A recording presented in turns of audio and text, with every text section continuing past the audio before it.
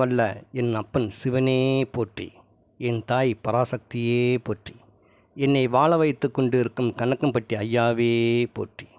இந்நிகழ்ச்சியை பார்த்து கூட்டியிருக்கும் அனைத்து நல் உள்ளங்களுக்கும் கணக்கம்பட்டி ஐயாவியுடன் அவருடைய ஆசீர்வாதங்கள் உங்களுடைய உள்ளத்திலும் உங்களுடைய இல்லத்திலும் என்றும் கணக்கம்பட்டி ஐயாவுடைய ஆசீர்வாதங்கள் சிரஞ்சீவியாக காத்து அருள்வார். இந்த நிகழ்ச்சியை பார்த்து கொண்டிருக்கும் அனைத்து அன்பு உள்ளங்களுக்கும் இந்த சிறுவனியின் ஒரு சிறு விஷயங்களை தங்களிடம் பகிர்ந்து கொள்ள நான் விரும்புகிறேன். இந்த கருத்துக்கு நான் சொல்லக்கூடிய இந்த சிறுவனியுடைய ஒரு சிறு கருத்துக்களில் இறைவனால் எனக்கு உணர்த்தப்பட்ட விஷயம், இறைவன் அருளால் அது உணரப்பட்ட விஷயம்தான் அது. அதை தங்களிடம் பகிர்ந்து கொள்வதால் எந்த விதத்திலும் நான் உயர்ந்தவன் அல்ல என்பதை மிக தெளிவாக தங்களிடம் ஒப்புக்கொள்கிறேன்.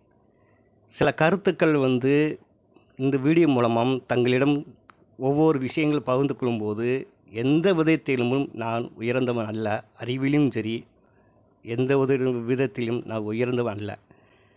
இறைவனோட ஆற்றலால் இறைவனோட அனுகிரகங்களால் அவங்க உணர்த்தக்கூடிய இந்த சிறுவனுக்கு உள்ள விஷயங்களை தங்களிடம் பகிர்ந்து கொள்ள மனமுகர்ந்து இந்த வீடியோ மூலமாக உங்களுக்காக பகிர்ந்து கொள்கிறேன். மற்றபடி எந்த விதத்திலும் நான் தான் என்ற அகத்தில் நான் உயர்ந்தவன் அல்ல. இறைவன் மீது இருக்கக்கூடிய அந்த அன்பு பக்தி பற்றுனால இறைவன் எனக்கு உணர்த்தக்கூடிய என் வாழ்வில் உணர்த்தப்படக்கூடிய ஒவ்வொரு விஷயங்களையும் அவ்வப்பொழுது தங்களிடம் சில விஷயங்களை பகிர்ந்து கொள்ள விருப்பப்பட்டு தான் இந்த செய்திகளை வெளிப்படுத்துகிறேன். இருப்பின் இன்று ஒரு விஷயம், என்ன விஷயம் அப்படின்றதை பற்றி தங்களிடம் பகிர்ந்து கொள்கிறேன். நம் வாழ்வில் பல பக்தர்கள் அறிந்தும் அறியாமல் செய்யக்கூடிய சின்ன சில தவறுகள், அறியாமல் செய்யக்கூடிய விஷயங்கள் தான். அதை நான் தங்களிடம் பகிர்ந்து கொள்கிறேன். அது என்ன சிறு சிறு விஷயங்கள் அப்படின்னா அதை பற்றி தான் இந்த வீடியோ முழுக்க இருக்கும்.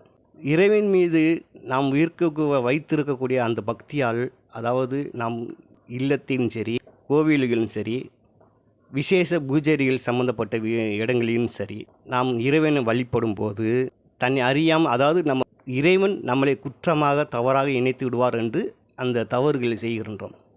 ஆனால் அந்த எதை நம்ம செய்கிறோமோ அதுதான் மிகப்பெரிய குற்றமாக இருக்கிறது.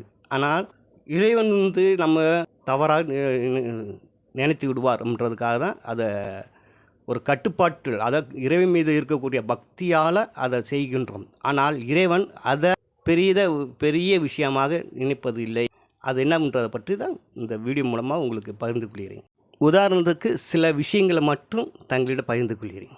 அன்றாடம் நாம் வீடுகளில் எல்லோரும் பூஜை பண்ணுகிறோம், அதாவது இறைவன் வழிபாடு செய்கின்றோம்.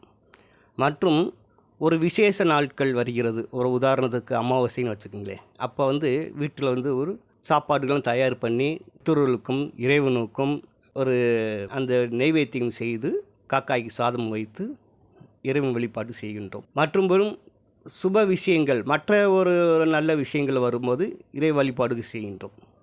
அது மற்றும் கோவிலுக்கு செல்கிறோம். இப்போ உதாரணத்துக்கு நம்ம குடும்ப குல தெய்வமாக கூட இருக்கலாம், நம்முடைய இஷ்ட தெய்வமாக கூட இருக்கலாம்.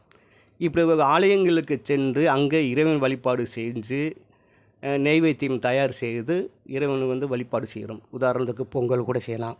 பொங்கல் செய்து மற்ற பழங்கள், தேங்காய், பழங்கள், மற்ற எல்லா பொருட்களும் வச்சு இறைவனுக்கு நெய்வேத்தியமாக படையல் செஞ்சு இறைவன் வழிபாடு செய்கின்றோம்.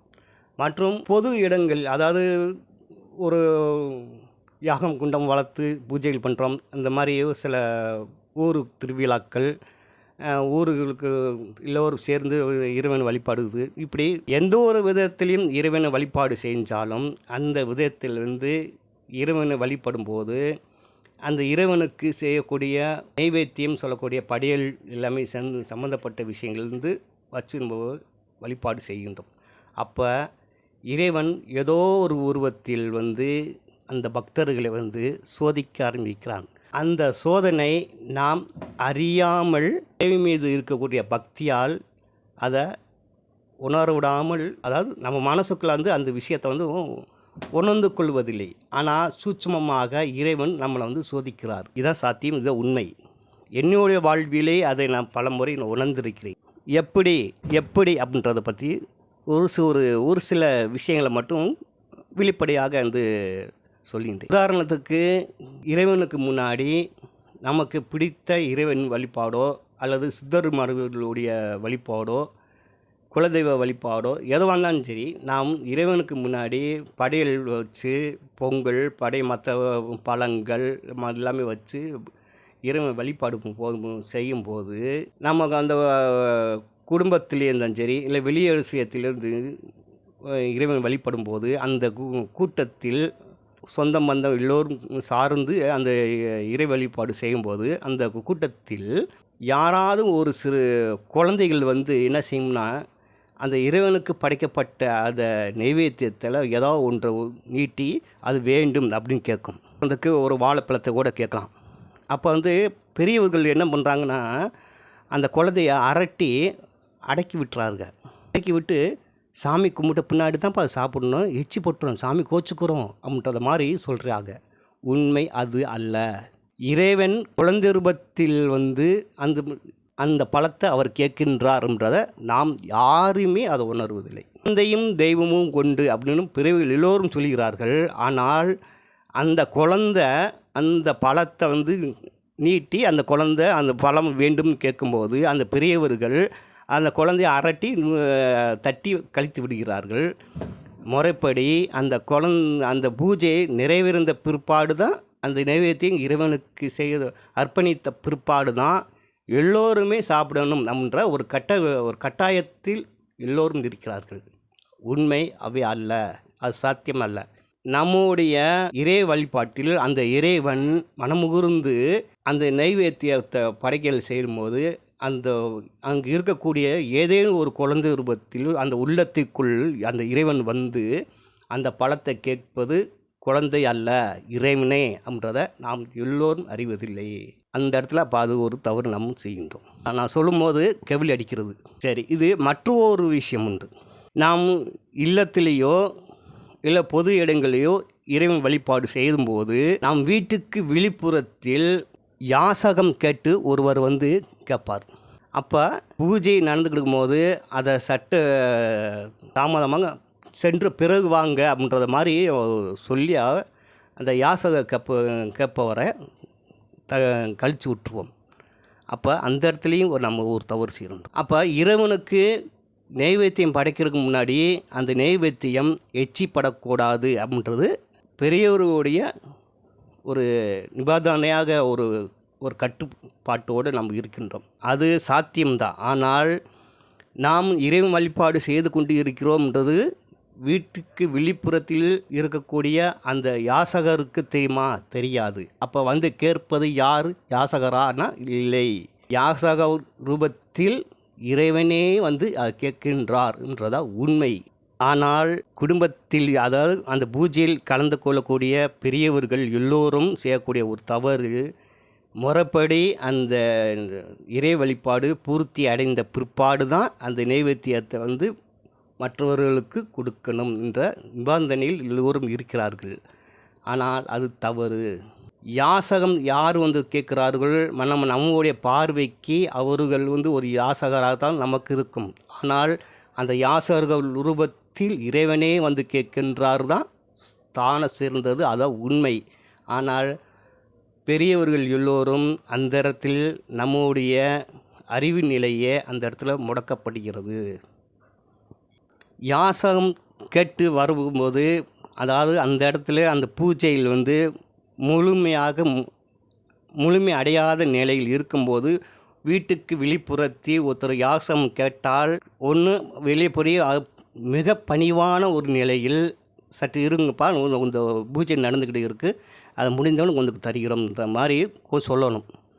நீ சென்று பிறகு அப்புறம் வாங்க அப்படின்ற மாதிரி ஒரு நிலையில் வந்து சொல்லுவாங்க. ஒரு கம்பீரமான ஒரு நிலையில் ஒரு சிலர் வந்து சொல்வார்கள். ஆனால் அது தானே சார்ந்தது அல்ல.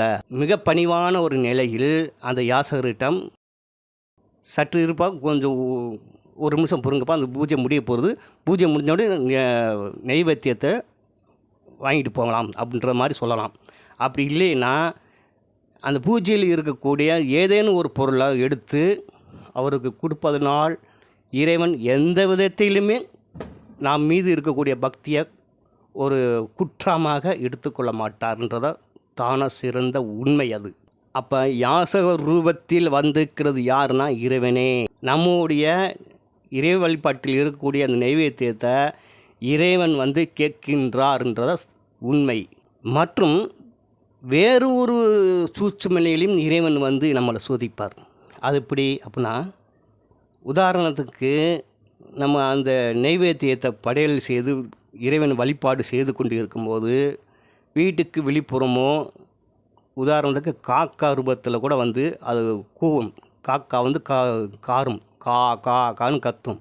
அப்போ உடனே அந்த பூஜைகள்லேருந்து நிறைவேற்ற பிற்பாடு தான் காக்காக்கு சாதம் வைக்கும்ன்றது சாத்தியமல்ல. காக்கா குரல் கொடுக்குதுன்னா அந்த இடத்தில் நாம் சுதாரிக்க வேண்டிய ஒரு விஷயம், இறைவன் அந்த நைவேத்தியத்தை ஏற்றுக்கொண்டார், படையலை கேட்கின்றார் என்றத உண்மை. உடனே அந்த இடத்துல அந்த காக்காக்கு எடுத்து கொண்டு போய் அந்த காக்காக்கு அந்த நைவேத்தியத்தை படையலை எடுத்துகிட்டு போய் காக்காய்க்கு வைப்பது தானே சிறந்தது. பூர்த்தி அடைந்த பிற்பாடு தான் கொடுக்கும்ன்றது சாத்தியம் அல்ல. தயவுசெய்து பக்தர்களாகிய என்னுடைய அன்பு வேண்டுகோள், இறைவன் எந்த ரூபத்தில் வந்து நம்மளை சோதிப்பார்ன்றதை தயவுசெய்து என்னுடைய அன்பு வேண்டுகோளாக கேட்டுக்கொள்கிறேன். புரிந்து கொண்டு அந்த சூட்சுமங்களை, இறைவனுடைய சூட்சுமங்களை புரிந்து அன்பாக அந்த குழந்தை ரூபத்திலும் வந்து அந்த நைவேத்தியத்தில் இருக்கக்கூடிய பொருளை கேட்கலாம். உடனே அந்த குழந்தைக்கு எடுத்து கொடுங்கள், அது குற்றம் ஆகாது. வீட்டுக்கு வெளிப்புறத்தில் யாசகர் வந்து யாசகம் கேட்கும்போது ஏதேனும் ஒன்றை அந்த யாசகருக்கு கொடுங்கள், அதுவும் குற்றம் அல்ல. மற்றும் வீட்டுக்கு வெளிப்புறத்திலேயோ இல்லை எங்கே நம்ம இறைவன் வழிபாடு செய்து அந்த நைவேத்தியத்தை செய்து கொண்டு இருக்கிறோமோ அந்த இடத்தில், உதாரணத்துக்கு காக்கா ரூபத்தில் கூட வந்து காக்கா வந்து குரல் கொடுக்கும், நான் வந்துட்டேன் அப்படின்னு எச்சரிக்கை கொடுக்கும், குரல் கொடுக்க வந்துட்டேன் எனக்கு கொடு அப்படின்னு இறைவன் கேட்குறாரு. அதை அந்த மாதிரி ஒரு சில சூட்சுமங்கள் நடக்கும்போது அதை நாம் மனதளவில் அதை உணர்ந்து உடனே அதை வந்து அந்த குழந்தைகளுக்கு இருந்தாலும் சரி, யாசகராக இருந்தாலும் சரி, அதாவது பறவைகள் அப்படின்னு சொல்லக்கூடிய மற்ற பிராணிகள், அது காக்கா ரூபத்திலையும் வரலாம், நாய் ரூபத்திலும் வரலாம், மற்ற எந்த ஜீவராசி ரூபத்திலையும் அது வரலாம். வந்து குரல் கொடுக்க ஆரம்பிச்சிடும். கொடுத்தா உடனே அவர் அந்த இதை எடுத்து அர்ப்பணிக்கணும். அப்படி அர்ப்பணித்தாதான் இறைவன் நாம் மீது உண்மையான பக்தியை அருள் ஆசீர்வாதங்கள் கொடுப்பார்ன்றது தான சிறந்தது. நாம் இறைவன் மீது இருக்கக்கூடிய பக்தியால் அந்த பூஜைகள் வந்து பூர்த்தி அடைந்த பிற்பாடு தான், அந்த நைவேத்தியம் இறைவனுக்கு படைத்த பிற்பாடு தான் மற்ற எல்லோரும் அதை அருந்த வேண்டும்ன்றது தான சிறந்தது என்று எல்லோரும் நினைத்து கொண்டு இருக்கிறார்கள். ஆனால் உண்மை அது அல்ல. இறைவனுடைய சூட்சமங்களை தயவு செய்து என்னுடைய அன்பு வேண்டுகோளால் உங்களுடைய பணிவோடு கேட்டுக்கொள்கிறேன். இறைவனுடைய சூட்சமங்களை தயவுசெய்து எந்த ரூபத்தில் அவர் வந்து உணர்த்துவாங்கன்றதை புரிந்து நம்ம செயல்பட்டால் இறைவனுடைய அனுகிரகங்கள் என்றும் நமக்கு கண்டிப்பாக இருக்கும். இறைவன் வந்து எந்த சூட்சுமலிங்கள் உணர்த்தும் போது நாம் அதை அறியாமல் இறைவன் மேலுக்கு பக்தியால் அந்த இறை வழிபாடு பூர்த்தி அடைந்த பிற்பாடு தான் செய்ய வேண்டும்ன்றது தானு சிறந்தது அல்ல.